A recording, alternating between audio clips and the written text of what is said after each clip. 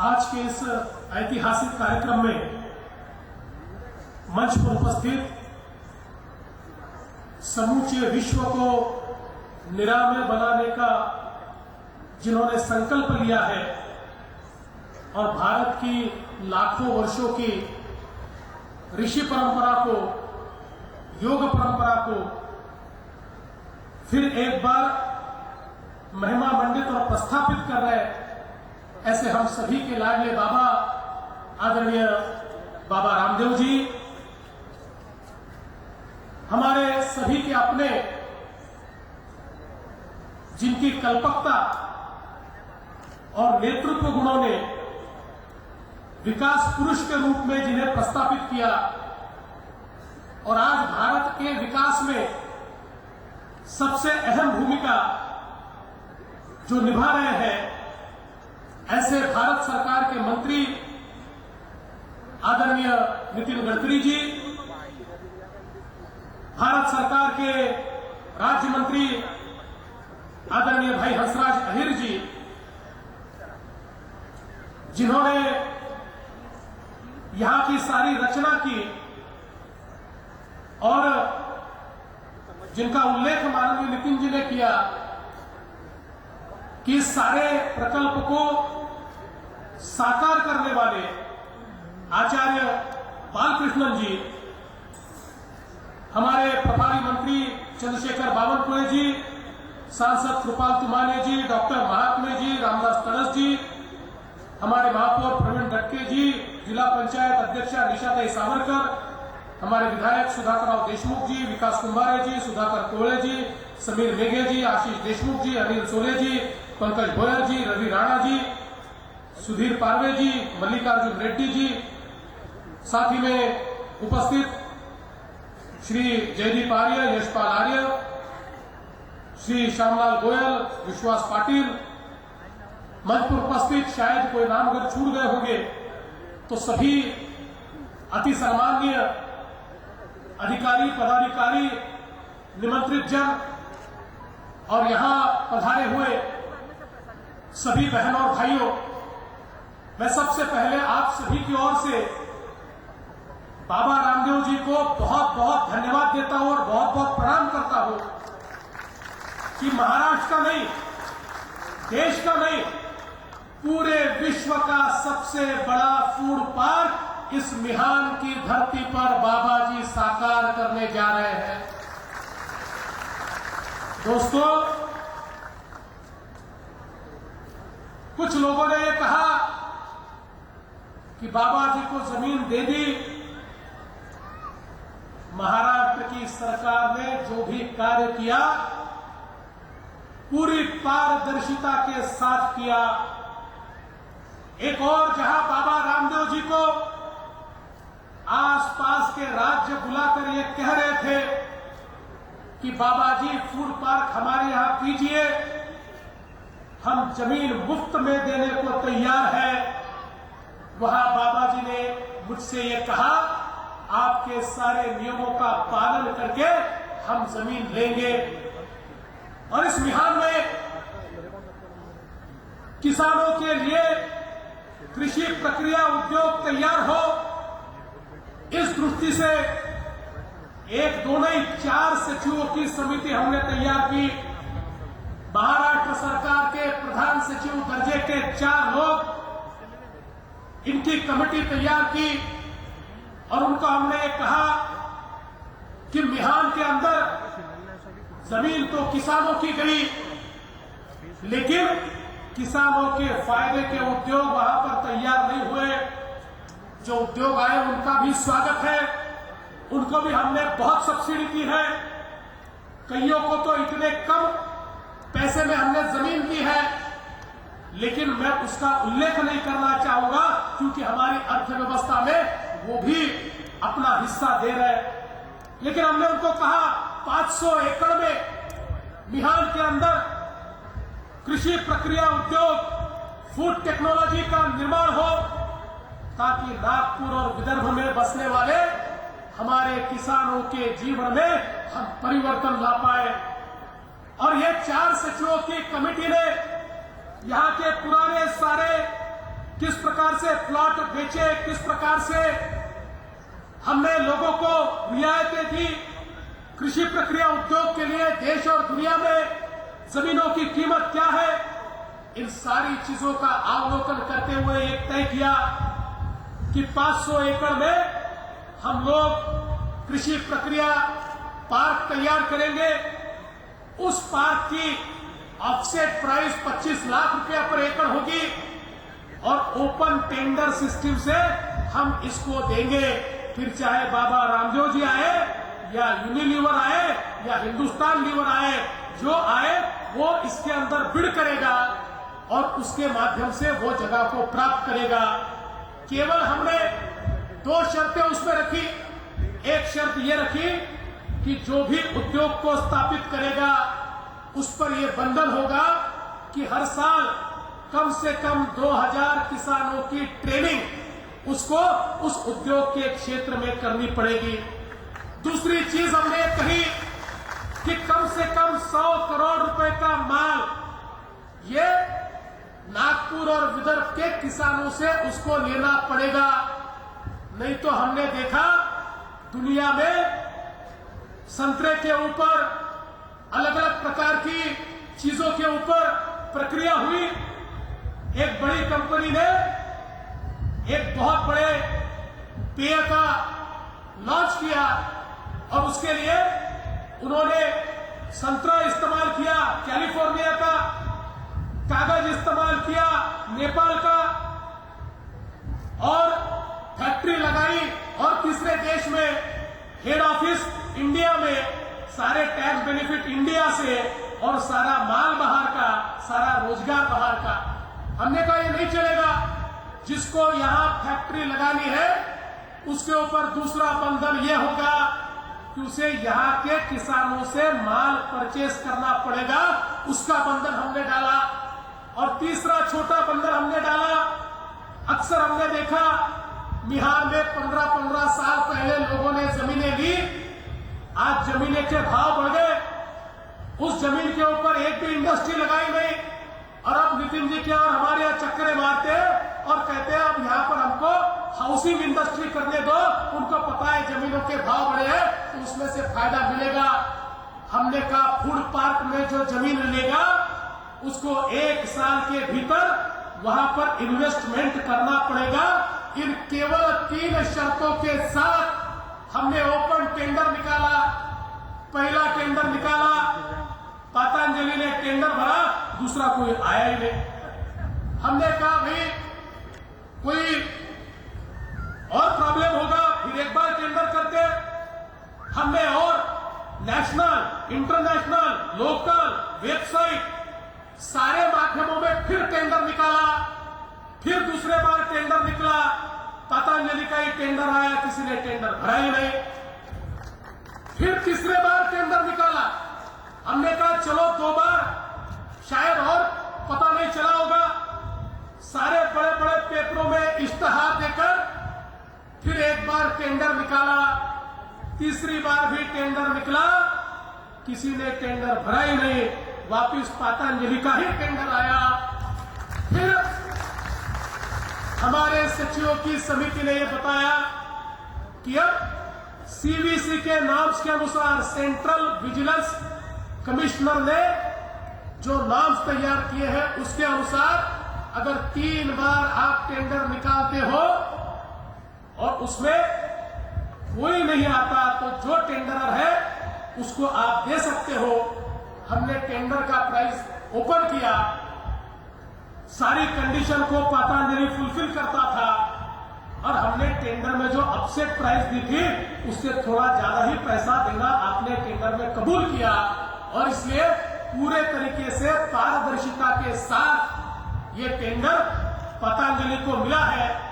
और मैं कहना चाहता हूं और 350 एकड़ जमीन बची है, किसी को आज भी चाहिए फूड पार्क के लिए, हम वापिस टेंडर निकालने को तैयार है। जिसको जिसको चाहिए वो आए और ये टेंडर भर के इस जमीन को ले ले, क्योंकि हम ये मानते हैं इस देश के अंदर आज किसानों की अवस्था अगर गंभीर है तो उसका एक कारण हमारे प्रधानमंत्री मोदी जी ने बताया कि हमारा किसान मेहनत तो करता है, उत्पाद तो लाता है, अपनी मेहनत से, अपने पसीने से, अपने खून से वो अपनी फसल को उगाता है, लेकिन उस फसल के ऊपर प्रक्रिया करने वाले उद्योग न होने के कारण हमारे किसान को अपना माल बाजार में बिचौलियों को बेचना पड़ता है। बिचौलिए कम भाव में माल लेते, माल का होर्डिंग करते और उसके बाद जब भाव बढ़ता है तब उसको मार्केट में लाते हैं। उनके पास पैसा है, उस पैसे के भरोसे उसका होर्डिंग वो कर सकते हैं। और इसलिए किसान मेहनत तो करता है पर मार्केट के ऊपर उसका कोई नियंत्रण नहीं है। मार्केट तो बिचौलियों के हाथ में है और अगर बिचौलियों के हाथ से मार्केट निकालना है तो उसका एकमेव उपाय यह है कि किसानों को प्रक्रिया उद्योग के साथ सीधा जोड़ा जाए, किसान का माल बने, उसके ऊपर प्रक्रिया हो जाए, बिचौलिए बाहर हो जाएंगे और जो माल बनाने वाली फैक्ट्रियां है वो सीधा किसान को पैसा देगी। और ये मॉडल महाराष्ट्र में यशस्वी हुआ। महाराष्ट्र में शुगर इंडस्ट्री में हमने जो हमारा गन्ना है उसको शुगर में कन्वर्ट करने के लिए यानी प्रक्रिया करने के लिए शुगर का उद्योग लगाया। तो आज शुगर के जो हमारे किसान हैं, गन्ने के किसान हैं, उन गन्ने के किसानों को बिचौलियों का सामना नहीं करना पड़ता। सरकार कीमत तय कर देती है, FRP 2300 रुपया ये सरकार तय कर देती है और एक बार सरकार ने तय कर दिया तो कोई बिचौलिया नहीं, सीधा माल फैक्ट्रियां ले जाती है, सीधा किसान को पैसा देती है। और इसलिए बिचौलिए के बिना गन्ने का किसान आज वहां पर अच्छे तरीके से पैसा कमाता है और उसको आत्महत्या करने का कभी उसके ऊपर नौबत नहीं आती। लेकिन केवल गन्ने के किसान के लिए ये करके नहीं चलेगा। तो खेती के जितने उत्पाद हैं, हम गेहूं बनाते हैं, चावल बनाते हैं, सोयाबीन बनाते हैं, जितनी चीजें दालें बनाते हैं, दलहन हो, तिलहन हो, जो सारी चीजें हमारी खेती में पैदा होती है, सारी चीजों के ऊपर हम जितने फ्रूट पैदा करते हैं, सारे फ्रूट के ऊपर हम जितनी वनस्पतियां तैयार करते हैं, सारी वनस्पतियों के ऊपर अगर प्रक्रिया शुरू हो जाए। और आज देश और दुनिया में सबसे बड़ा मार्केट किस चीज का है? विमानों का नहीं है। सबसे बड़ा मार्केट ये खाद्य का है, फूड का है, क्योंकि 700 करोड़ दुनिया के लोगों को कपड़ा कोई भी पहन सकते हैं, कोई भी घर में रह सकते हैं, पर बिना खाए कोई जी नहीं सकता। 700 करोड़ लोगों को खाना तो चाहिए और इसलिए ये ऐसा उद्योग है जो कभी मर नहीं सकता। लेकिन ये उद्योग अगर बड़ा होगा तो मेरे किसानों को फायदा होगा। और इसलिए इस महाराष्ट्र में जिसका उल्लेख आदरणीय गडकरी जी ने किया कि अमरावती में हमारा जो कपास का किसान है, हमने तय किया जब तक कपास से लेकर कपड़ा और कपड़े से लेकर फैशन एक जगह हम नहीं लाते तब तक किसान को पैसा नहीं मिल सकता। और अमरावती का टेक्सटाइल पार्क हमने शुरू कर दिया।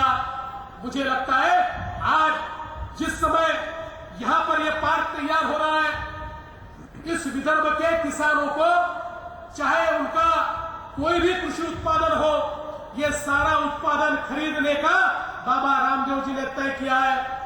मुझे तो बाबा जी ने यह कहा कि हम तो भाई साहब आपकी प्राइस कुछ भी हो, हम तो अपनी प्राइस घोषित कर देंगे और लोगों को कहेंगे हमारी प्राइस में आप हमको दो और हमसे ज्यादा कोई देता है तो उसको दो। और उनका दावा है उससे ज्यादा किसान को कीमत कोई दे नहीं सकता, सीधे हमारे को बेच दो, सारी प्रक्रिया हम करेंगे, बिचौलिए निकल जाएंगे तो बिचौलियों के पास जो पैसा जाता है वो किसान के पास जाएगा। दोस्तों, अभी मुझे हमारे आशीष देशमुख जी कह रहे थे कि आज के दिन का एक महत्व है और वो महत्व क्या है? तो यूनाइटेड नेशन ने आज के दिन को आत्महत्या प्रतिबंधक दिवस के रूप में प्रस्तावित किया है और दुनिया से आत्महत्या समाप्त हो, इसलिए आज का दिन 2003 से मनाया जाता है आत्महत्या प्रतिबंध दिवस। इस विदर्भ में जिस समय हम किसानों की आत्महत्या देखते हैं तो हमें केवल दुख नहीं होता, रातों की नींदें उड़ जाती है।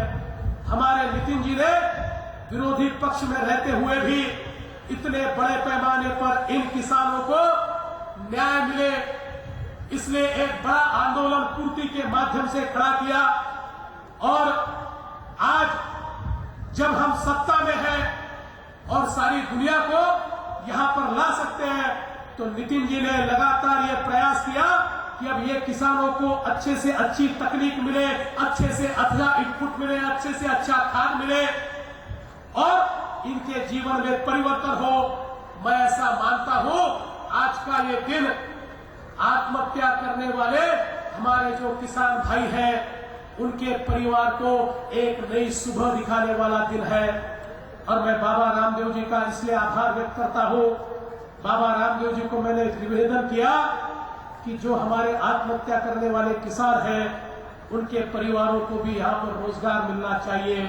और बाबा रामदेव जी ने मुझे कहा, आप घोषणा कर दीजिए, जिन परिवारों ने आत्महत्या की है उन परिवारों के विधवाओं को या उनके बच्चों को हम कौशल्य का ट्रेनिंग देंगे और उनको यहाँ पर हम रोजगार देंगे और बड़े पैमाने पर उनको भी प्रस्तावित करने का काम खेती किसानी से, जिन्होंने आत्महत्या की उनके ही हाथों से खेती किसानी में ऐसा परिवर्तन करेंगे कि किसी को आत्महत्या करने की आवश्यकता नहीं होगी।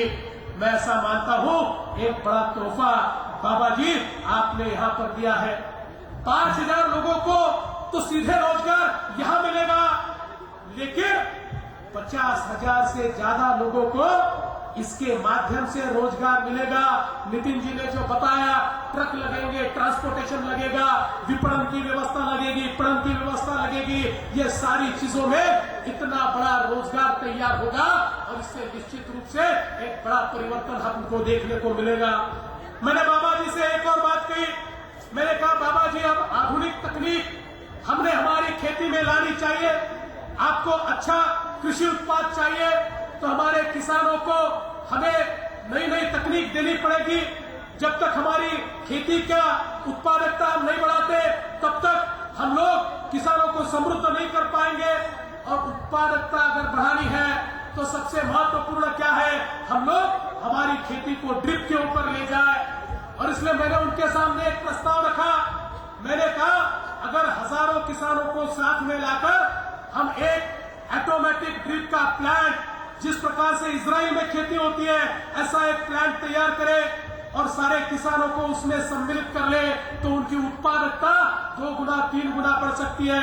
सांगली में हमारे पृथ्वीराज देशमुख ने एक प्रयोग किया और साहब, जो गन्ने का किसान था उसकी उत्पादकता ये 3 गुना बढ़ी और जो पैसा ड्रिप में लगाया 3 साल में सारा वसूल हो गया और जो किसान खेती छोड़कर चला गया था वो वापस आ गया। और इसलिए मैंने बाबा रामदेव जी से निवेदन किया कि हम भी खेती के ऐसे क्लस्टर तैयार करें, 1000 एकड़ के, 500 एकड़ के, जिसमें ड्रिप के माध्यम से हम आधुनिक तकनीक, जिसको फर्टिगेशन कहते हैं, वाटर सोल्यूबल फर्टिलाइजर कहते हैं, इस प्रकार की व्यवस्था को खड़ा करें और उनका सारा उत्पाद आप अगर खरीदे, उनको मार्केट एश्योर्ड होगा तो बैंक से लोन मिलेगा। बैंक अगर लोन देगी तो बैंक का जो ब्याज है, आधा ब्याज हम भर देंगे, कुछ आप भर देना, कुछ किसान भर देगा। और उसका जो माल हम खरीदेंगे, वो खरीदे हुए माल के पेमेंट में से उसका जो बैंक का हफ्ता है वो देने का अगर हम तय कर दें तो बैंकें भी उसको बड़े पैमाने पर कर्जा दे देगी। और आज जो हमारा किसान कम उत्पादकता के कारण अड़चनों में है, हम ऐसे क्लस्टर तैयार करके उसको लाभान्वित करेंगे, टेक्नोलॉजी उस तक पहुंचाएंगे और नई तकनीक के आधार पर उसको समृद्ध करने का काम करेंगे। मैं बावनकुळे जी का अभिनंदन करना चाहता हूं। इस विदर्भ में, मराठवाड़ा में उद्योगों के लिए बिजली 7 साढ़े 7 रुपए में लेनी पड़ती थी और इसलिए यहां कोई उद्योग आने को तैयार नहीं था। बावनकुळे जी ने बड़ा अभ्यास करके एक प्रपोजल तैयार किया और आज 7 साढ़े 7 रुपए की बिजली विदर्भ में और मराठवाड़ा में 4.5 रुपए में उद्योगों को 4 रुपए 40 पैसे में देने का काम बावनकुळे जी के माध्यम से हुआ और इसलिए अब बड़े पैमाने पर उद्योग यहाँ पर आ रहे हैं। और इतना ही नहीं, आज अच्छा निर्णय बावनकुळे जी के नेतृत्व में हमारी सरकार ने लिया। ईश्वर की कृपा हुई, इस बार बारिश अच्छी हुई, कुछ इलाकों में थोड़ी कम हुई पर ज्यादा इलाकों में अच्छी हुई और इसलिए किसानों को इस बार अपनी खेती में ज्यादा मेहनत करने की इच्छा है और इसलिए बावनकुळे जी ने कहा किसान को 8 घंटे बिजली देते थे, अभी आने वाले 3 महीने में खेती का सारा सीजन है और इसलिए उन्होंने निर्णय किया 750 करोड़ रुपया राज्य की सरकार हमारी बिजली कंपनी को देगी और 8 घंटे की जगह 12 घंटे बिजली हमारे किसानों को हम देंगे। 3 महीना 4 घंटे ज्यादा बिजली देकर उनके खेतों में ज्यादा उपज हो, ये प्रयास हमारी सरकार की ओर से किया जाएगा। मैं आपको विश्वास दिलाना चाहता हूं, ये सरकार किसानों की सरकार है, इसीलिए बाबा रामदेव जी को यहाँ पर लाया है। और मैं तो बालकृष्ण जी की सारी जो अद्भुत उनकी क्षमता है उससे आश्चर्यचकित हूं। ये व्यक्ति पहली बार जब मुझसे चर्चा करने के लिए आया तो मैं तो ये मानता था कि मैं नागपुर का हूं इसलिए मिहान मुझे पता है। इन्होंने मेरे सामने नक्शा खोल दिया और नक्शा खोल के नक्शे के ऊपर मुझे ही समझा दिया कि कौन सा प्लॉट कहाँ है, कौन सा रास्ता कहाँ से कहाँ जाता है और इसके साथ साथ नागपुर के आसपास कौन सी कृषि उपज है, चंद्रपुर में कौन सी है, वर्धा में कौन सी है, उसको किस प्रकार से परिवर्तित किया जा सकता है, किसानों को कितना ज्यादा पैसा मिल सकता है और सारी चीजें स्वयं वहां जाकर केवल हवा में बात नहीं है, उनके पास विदर्भ के लिए पूरा प्लान तैयार है। गढ़चिरौली का प्लान तैयार है। नितिन जी ने जो बात कही मुझे विश्वास है, गढ़चिरौली हो, देशमुख जी आपने काटोल के संतरा प्रक्रिया की बात की, आपको पता नहीं बाबा जी तो ये कहते हैं कि हमारे देश में जो संतरे का जूस आता है वो संतरे का है ही नहीं और उन्होंने कहा मैंने तय किया है कि इस विदर्भ के संतरे के जूस से पूरे देश को हम भर देंगे, पूरे देश में विदर्भ के संतरे का जूस हम ले जाएंगे। तो इसलिए आपकी जो मांग है राणा जी, आपकी अमरावती की मांग है, मुझे विश्वास है कि एक मॉडल हम तैयार करेंगे और पूरे विदर्भ में ये मॉडल यहाँ पर हम प्रस्तावित करेंगे और मुझे विश्वास है नितिन जी जैसा एक नेता हमारे पास है जिसके पास कल्पकता है, क्षमता है और आज देश का कोई भी उद्योगपति नितिन जी को ना नहीं कह सकता। नितिन जी अगर कहते हैं कि आपको विदर्भ में आना है तो उद्योगपति आने के लिए तैयार है और इसलिए एक प्रकार से सारा वातावरण यहाँ का बदलकर कृषि आधारित उद्योग और नितिन जी को 2 और धन्यवाद मैं दूंगा कि नितिन जी आपने जो ड्राई पोर्ट की योजना तैयार की, खासकर वर्धा में और जालना में, ये ड्राई पोर्ट केवल उद्योगों को नहीं, इस ड्राई पोर्ट के माध्यम से हमारा जो कृषि उत्पाद है वो कृषि उत्पाद हम देश और दुनिया में भेज पाएंगे। मेरे पास जो हमारे अखाती देश है, अरब देश है, उनके लोग आए, उन्होंने कहा हमारे यहाँ कुछ पैदा नहीं होता, अगर भारत देश पैदा करके हमारे यहाँ एक्सपोर्ट करना चाहे तो हम आपके साथ एमओयू करने को तैयार है। तो दुनिया तैयार है, मार्केट तैयार है, बस क्वालिटी की आवश्यकता है और बाबा जी आपने तो ऐसी क्वालिटी ला दी, रोज एक नया जोक हमको सुनने को मिलता है। आज किसी ने कहा कि रामदेव बाबा जी में ये क्षमता है, बोले अभी वो जियो जो है ये जियो लॉन्च हुआ तो किसी ने कह दिया भैया जियो मत खरीदो, जियो तो केवल डेटा देगा, बाबा जी अगर लॉन्च करेंगे तो डेटा के साथ साथ आटा भी देंगे। तो जो क्वालिटी देखिए, जो नितिन जी ने बात कही वो बहुत महत्व की है कि हम स्वदेशी की बात करते हैं लेकिन स्वदेशी अगर क्वालिटी नहीं देंगे तो लोगों तक हम पहुंचा नहीं पाएंगे। जो क्वालिटी आज पतंजलि के माध्यम से बाबा जी आप दे रहे हैं, जिस प्रकार से मार्केट में आपकी आज पैठ है, मुझे विश्वास है कि ये सारी चीजें बदलेगी। और आपने सबसे बड़ी बात आज क्या की, तो एक और आपने टेंडर के माध्यम से ये जमीन खरीदी, लेकिन बिहार में जो एसईजेड है उस एसईजेड में एसईजेड की कीमत पर 1 पैसा आपने कम नहीं किया। आपने कहा एसईजेड में जो आपकी कीमत है उस कीमत पर हम जमीन लेंगे और आपने आज 10 करोड़ रुपया उसका भी दिया।